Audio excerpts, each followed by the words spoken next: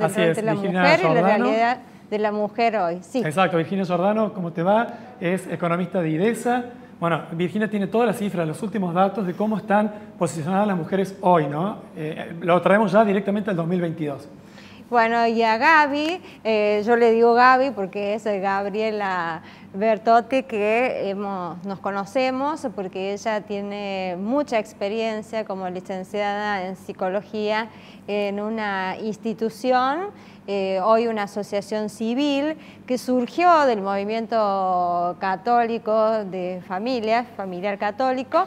Después se constituyó como una asociación civil y hoy tiene 2 hogares que ayuda a mujeres en situación de vulnerabilidad, embarazadas y también que están maternando. Así que bienvenida, Gaby, porque toda tu experiencia también nos va a ayudar para entender cómo también el contexto de vulnerabilidad o de soledad nos ayuda en ciertos sectores a que la mujer pueda lograr el respeto, pueda lograr la dignidad, pueda lograr insertarse en un mercado laboral, y eso es lo que todos aspiramos. Bueno, hablando del mercado laboral, justamente, Virginia, ya corremos la línea del tiempo y nos venimos al 2022. ¿Cómo estamos? ¿Cómo están las mujeres? Bueno, a diferencia de lo que venían conversando antes, en términos de la inserción de la mujer en el mercado laboral y el tipo de acceso, la situación yo la veo un poco más estancada. Desde mediados del 90-2000, la situación no ha cambiado mucho, como se ha visto en otros planos, por ejemplo, culturales o bueno, la visibilización de la violencia de las mujeres y otros aspectos.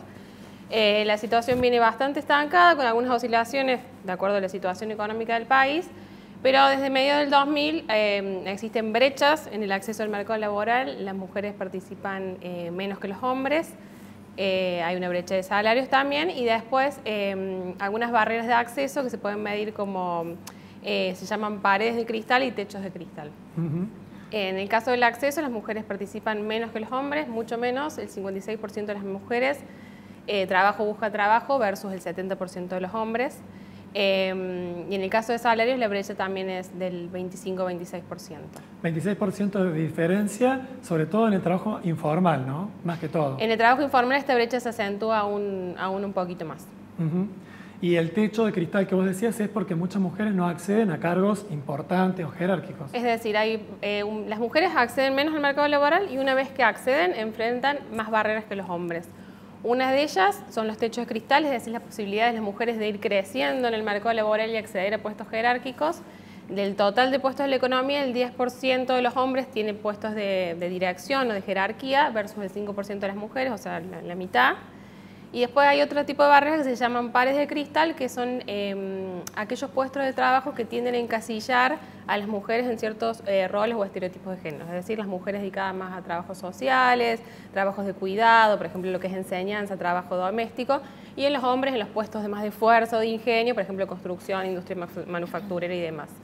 Y en ese ámbito tampoco hemos visto grandes avances en los últimos 20 años. Claro. Bueno, y ahora las mujeres, por ejemplo, una novedad que dieron a conocer justamente en la Semana de la Mujer desde la Municipalidad es que las chapas que van a sortear ahora de taxis, el 50% van a ser para mujeres. Y también le está costando mucho, hoy hablamos con algunos referentes y nos decían que las mujeres se animen, ¿no?, a conducir un taxi y no ven lo positivo, que dicen muchas madres, ya hay mujeres que están conduciendo taxis, dicen, muchas madres dicen que pueden delegarle a una mujer taxista su hija, por ejemplo, menor de edad, para que vaya a determinado lugar y se siente más segura. Bueno, todo eso es un proceso y un cambio, ¿no? Sí, son cambios culturales. Creo que desde el Estado se pueden realizar algunas políticas para fomentar y ayudar la inclusión de la mujer en el mercado laboral y también eliminar todas estas barreras que antes mencionaba, pero también hay cambios culturales que se ven también el reflejo. Nosotros siempre vemos el mercado laboral, también lo que pasa en la casa, que es el corolario, porque tenés el trabajo remunerado, que es el que ganas un salario, y después tenés el trabajo no remunerado, y ahí vemos que las mujeres se hacen cargo de la mayoría de las tareas del hogar. Y bueno, esto que pasa en la casa ya son decisiones de la familia y temas más culturales que llevan más tiempo cambiar. De las tareas que se realizan en un día, las mujeres le dedican 6 horas diarias y los hombres 3. Entonces también dentro de la casa hay cierta división de tareas de roles, que bueno, el día tiene 24 horas y si la mujer le dedica tantas horas a todo el tema de cuidado, tareas domésticas, cuidado de niños y adultos mayores, por supuesto que influye en las posibilidades de las mujeres de tener un trabajo remunerado. Claro. Otro tema que justamente vos estás embarazada, ¿no? Sí. Otro tema también que tiene que ver por allí, ¿no? En los puestos calificados, donde ya, bueno, vos tenés una preparación muy alta, un nivel de instrucción alto, pero que por allí en otros segmentos puede llegar a ser, ¿cómo lo ves vos, el tema de la maternidad, la licencia de maternidad y demás? Un motivo, si se ha avanzado en eso, de discriminar a las mujeres para ciertos trabajos. No, sin duda este es un tema importantísimo. La maternidad es un factor que acentúa aún más las brechas de género. Las mujeres cuando quedan embarazadas suelen retirarse aún más del mercado laboral y suelen ganar menos, principalmente porque le dedican menos horas al trabajo remunerado, se quedan más tiempo en la casa, menos dedicación al trabajo, hace que sean menores salarios.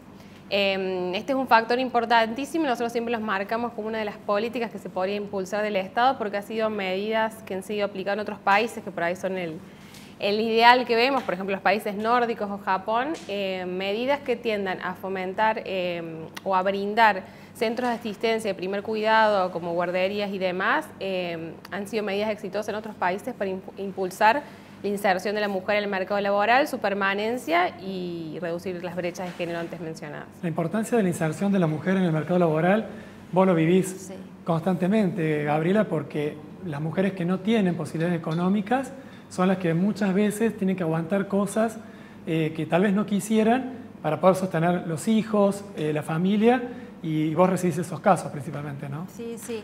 Y justamente cuando me ponía a hacer como un listado de estadísticamente, por así decirlo, las chicas que han pasado por el hogar, el primer puesto es lo económico.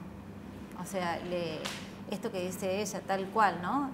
Abocada a la crianza, a la maternidad, a todo lo que lleva el tiempo de parir, ¿no? Todo ese tiempo, sí, quedan totalmente, digamos, a merced de otros, por ejemplo, maridos más violentos o parejas violentas, y bueno, después ya no pueden salir adelante, digamos. Necesitan sí o sí un ingreso para poder salirse de ese círculo vicioso y de violencia, que además después se reproducen en los niños. Claro. Es complejo. Yo cuando me hicieron la propuesta de hablar, yo digo, ¿por dónde empezamos, no? Creo que una de las cuestiones que sí lo quiero decir porque lo veo, lo escucho en la clínica privada, cualquier nivel social, en las chicas durante tantos años, hace 22 años que las vengo escuchando, digamos, discernimiento a quiénes son los profesionales que se encargan, a quienes llevan un poco directivas sociales, políticas, económicas, y profesionales también, discernimiento. O sea, recién cuando la escuchaba a esta chica que era víctima, la hermana, verdaderamente cuando escuchás el caso particular, cuando alguien lo padece, es un horror, por ejemplo, un asesinato de esa manera tan cruel, el niño, ¿no? Que yo creo que, y también es algo que vengo viendo, ahí no estamos hablando de un hombre machista, estamos hablando de un psicópata, o no sé qué se jugó en ese hombre en ese momento, ¿no? No es solamente machista, es un loco, como uno podría decirlo, ¿no? Entonces, bueno... que el psicópata tiene esa característica, ¿no? De carecer de todo sentimiento y empatía. Claro, pero hablaba recién también con, no me acuerdo cómo se llama la chica. Maru Acosta. Maru. Sí. Yo le decía, lo que pasa es que es difícil, porque también eso yo escucho mucho, ¿no? Como el pensamiento normalmente occidental es o negro o blanco, nos cuesta mucho pensar de que, porque el discurso es, por ejemplo, a nivel académico, de decir, bueno, el psicópata, la personalidad estructural psicópata, todos tenemos un poco de psicopatía y perversión, pero el que estructuralmente es psicópata no tiene sentimientos, ¿no? Entonces las mujeres quedan como que se compraron un verso, digamos, y no es así. Estos hombres con los que se vinculan tienen momentos de quebrarse, de verdadero afecto. De pedir perdón si la golpean por una vez, por 2 veces, de volver. Claro, y no es retomar. solamente este famoso círculo vicioso, que es todo un tema aparte, sino que entender que lo que es difícil es que pueden estar las dos cosas. Eso es lo que le cuesta a la mente entender, que pueden estar conviviendo las dos cosas.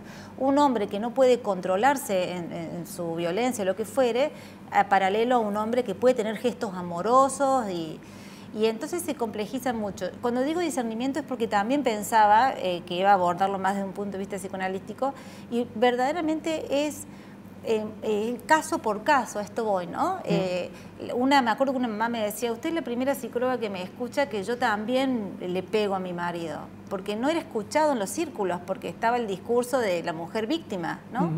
Entonces, digo, es necesario que se escuche el discurso de cada mujer en particular para poder acompañarla desde ahí, desde su visión, desde su propia herramienta, ¿no? De todos modos, los estaba escuchando a todos recién, y muy conmovedor lo de esta chica y toda esta cuestión. Yo sí tengo esperanza en esto, más allá de las cifras. Yo tengo esperanza porque yo veo los niños que van creciendo con otro chip, digo, ¿no? Sí. Ellos ya ven natural no competir, ya hay cosas que para ellos es natural, ¿no? Yo lo veo en mis hijos, ¿no? Me miran como diciendo, no se cuestiona, ya es, ¿no? O sea, la educación, hablar de ciertos temas sin necesidad de caer con más violencia, porque violencia engendra violencia, ¿no? Y esto de las propagandas que ustedes dicen, acá había una propaganda que decía parar la mano hace mucho tiempo, ¿no? Entonces yo decía, si vos le decís parar la mano, era un dibujo. El violento va y dice, ¿sabés lo que leía ahí? Que yo pare la mano, y la hace sonar a la mujer, digamos. Pero después hubo una propaganda hace poco, no me acuerdo de quién era, de que un amigo, un hermano, alguien le decía al hombre, para un poco, ¿no? Claro. Conmovedora. Y esa propaganda me pareció un poco más acertada en qué. En que en este tema, lo que estamos viendo, lo vemos hombres y mujeres. Por supuesto. Sí, entonces, ahí está esta cuestión de que eso está cambiando, porque ya nadie festeja tanto la violencia, en ningún sentido, ni a un niño, ni a una mujer, ni a nada, ¿no? Sí, por eso al principio del programa, cuando emitimos el video de interpelar un varón a otro, causó un efecto positivo, por lo contrario que habíamos pensado, era exponerse a la buena de Dios, a ver qué pasa. No, tuvo muchísimas reproducciones, se vio mucho y era interpelar un varón a otro. Te escuché y me pareció excelente, porque justamente quizás un hombre escucha más a otro hombre en ese punto, ¿no?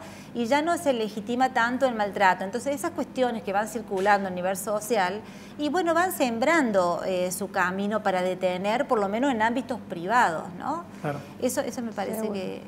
Bueno, súper importante, interesante lo que han dicho las dos, cada uno de su óptica distinta, ¿no?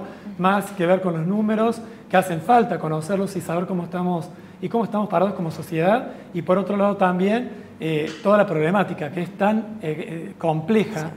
Como vos decías, cada historia y cada familia es un mundo, como dicen generalmente, y es real. Pero bueno, la gente se está animando a hablar más, se está animando a decirlo, y como decían las nuevas generaciones, ojalá que sean la semilla que se está plantando para que no siga pasando esto. Gracias, bueno, y vamos a hacer, ya que está Gabriela acá, la invitación para los que se quieran sumar como voluntarios a esta obra. Gabriela, que... ¿Vos estuviste como voluntaria? Yo estuve como voluntaria el año pasado. La verdad fue una experiencia de mucho aprendizaje, y Gabriela me enseñó muchísimas cosas, así que con toda la información que tuve, digo, puedo escribir un libro. Al principio muy conmocionante, porque ves cosas muy duras, pero después empezás a ver también desde otros ángulos toda la sociedad. Y Gaby, bueno, fue una maestra grande para mí, así que muchísimas gracias, Gaby. Y te invito a que justamente, valga la redundancia, hagas la invitación para los que se quieran sumar, colaborar como voluntarios, profesionales, porque las chicas del Hogar Sara y el Hogar de María necesitan apoyo y necesitan el afecto. El amor nunca está de más, ¿no? Sí, te agradezco tus palabras, todo, ¿no? Las verdaderas maestras son las chicas, siempre digo, te acuerdas que siempre lo hablábamos, el norte te lo da el otro, incluso cómo salir adelante, no hay escritos para eso, por más que uno ponga en YouTube cómo manejarse entre una personalidad psicopática. El tema es la escucha particular. Y el hogar, sí, recibimos todo tipo de ayuda desde material. ¿Cómo se comunican? ¿Cómo se pueden contactar con ustedes? Hay un teléfono que después le dejo porque ahora no está el fijo. Bueno. Tendría que ser un teléfono particular. Y también invitar a las mujeres que estén en situación de riesgo, es concretamente la embarazada. Está el Hogar de María, que recibe la mujer embarazada, y luego se creó el Hogar Sara pensando en que vos podés evitar el aborto, porque en realidad la que lo inició tiene esa movida, ¿no? Pensando en evitar, pero después ponés a la mamá a la calle y estamos en el mismo nivel de violencia, ¿no?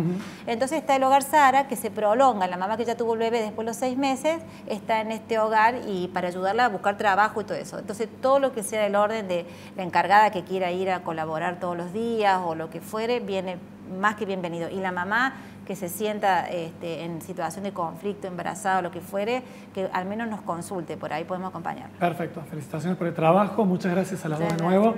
Y nosotros hacemos ya la última pausa.